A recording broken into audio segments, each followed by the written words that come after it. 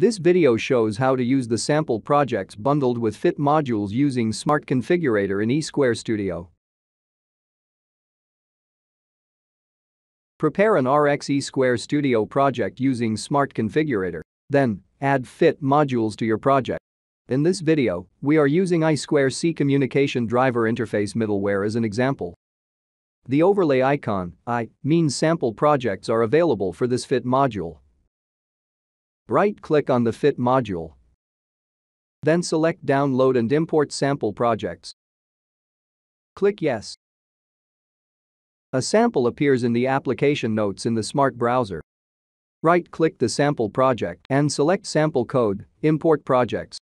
Then select the location to save the sample file. Click Accept.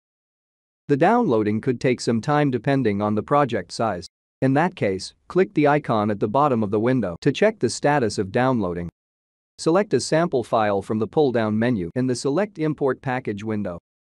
Then click Finish in the import window.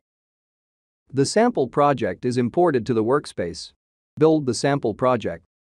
The sample project is built successfully. If the build does not run as expected, change the toolchain version at Build Settings.